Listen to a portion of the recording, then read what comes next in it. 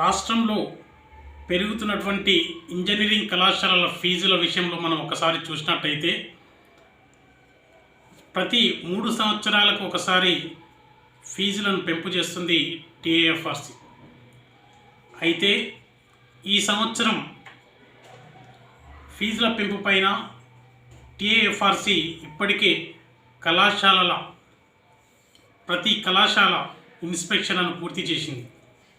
అంటే వారు సమర్పించినటువంటి డాక్యుమెంట్లను పరిశీలన చేసి ఆ యొక్క డాక్యుమెంట్ల వివరాలను సేకరించి కళాశాల యాజమాన్యాలతో ముఖాముఖి కార్యక్రమాలను ముగించుకుంది.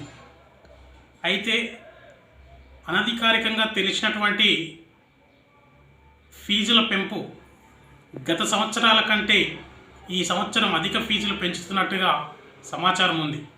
అయితే కళాశాలలు పనిచేస్తున్నటువంటి ఉద్యోగులకు ఏ ఒక్కరికి కూడా వేతన సంఘం 7వ వేతన సంఘ జీతాలు చెల్లించకపోవడం, మరి కొన్ని కళాశాలలు 2 నుంచి 6 నెలలు జీతాలు చెల్లించకపోవడం, మరికొన్ని కళాశాలలు జీతాలు వేస్తూ అకౌంట్లో నుంచి కళాశాలలో ఏర్పాటు చేసుకున్నటువంటి ఏటీఎంల ద్వారా కావచ్చు, సెల్ఫ్ చెక్ల ద్వారా కావచ్చు, ఉద్యోగుల యొక్క ఏటీఎం కార్డుల ద్వారా కావచ్చు డ్రా చేసుకున్నటువంటి విషయం మనకు తెలిసినటువంటి.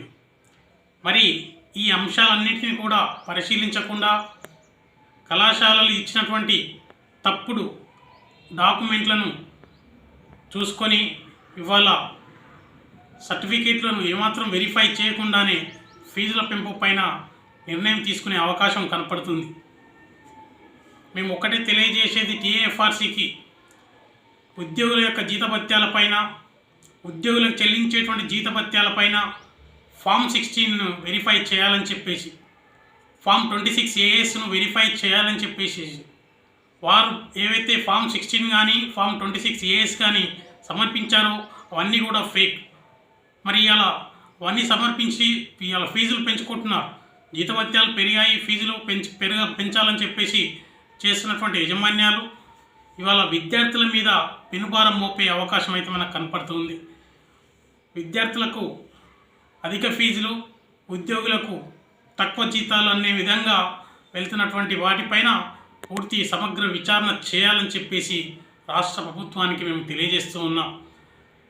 ఈ ఫీజుల పెంపు పైన పూర్తిగా విద్యార్థుల భవిష్యత్ దృష్ట్యా, ఉద్యోగుల భవిష్యత్ దృష్ట్యా విచారణ చేసి తగిన నిర్ణయం తీసుకోవాలని చెప్పేసి తెలియజేస్తూ ఉన్నాం.